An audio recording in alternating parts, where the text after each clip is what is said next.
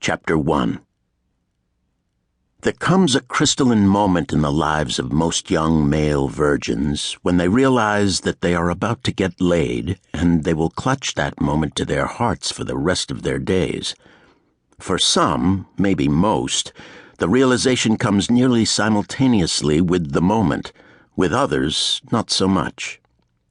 For Layton Burns, Jr. of Red Wing, Minnesota, a recent graduate of Red Wing High School, go Wingers, the moment arrived on the night of the 4th of July. He and Ginger Childs were wrapped in a blanket and propped against a tree of some sort, neither was a botanist, in a park in Stillwater, Minnesota, looking down at the river where the fireworks were going off. Fireworks were not going off in Red Wing because the city council was too cheap to pay for them. In any case, Stillwater did have fireworks. Layton, a jock, had his muscular right arm wrapped around Ginger's back, then under her arm and in past the unbuttoned second button on her blouse, where he was getting, in the approved parlance of the senior class at Red Wing High School, a bare tit. One of those hot nipple-rolling bare tits. Not only a bare tit, but a semi-public one, which added to the frisson of the moment. While intensely pleasant, this was not entirely a new development. They'd taken petting to a fever pitch, but Layton was the tiniest bit shy about asking for the big one. Ginger had her hand on Layton's thigh, where, despite his shyness, his interest was evident, and then as the final airbursts exploded in red, white, and blue over the 100 boats in the harbor below, Ginger turned and bit him lightly on the earlobe and muttered, "Oh, God, if only you had some protection."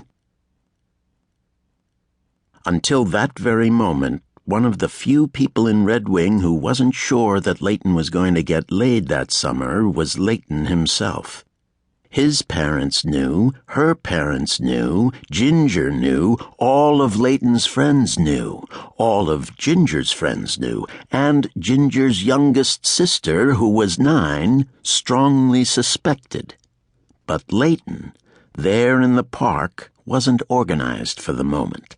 He groaned and said, in words made memorable by thousands of impromptu daddies, "Nothing'll happen." "Can't take a chance," said Ginger, who was no dummy, and for whom, not to put it too bluntly, Layton was more or less a passing bump in the night.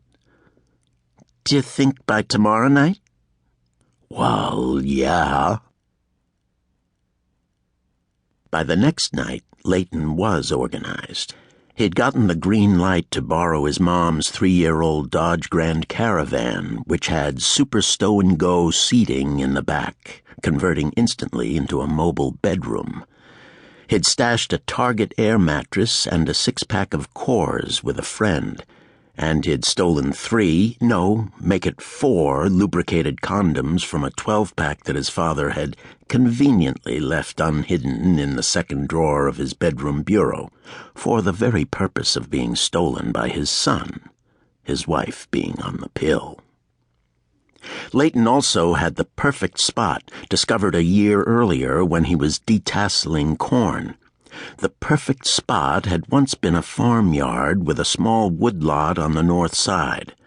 The farm had failed decades earlier. Most of the land had been sold off, and the house had fallen into ruin and had eventually been burned by the local volunteer fire department in a training exercise. The outbuildings had either been torn down or had simply rotted in place. Still, the home site had not yet been plowed under, though the cornfields were pressing close to the sides of the old yard. A narrow track, once a driveway, led across a culvert into the site, and there were good level places to park. An hour before he was to pick up Ginger, Layton signed onto his computer and went out to his favorite porn site to review his knowledge of female anatomy, which also reminded him to put a flashlight in the car in case he wanted to, watch. Layton had built a sex machine, and it worked flawlessly. He got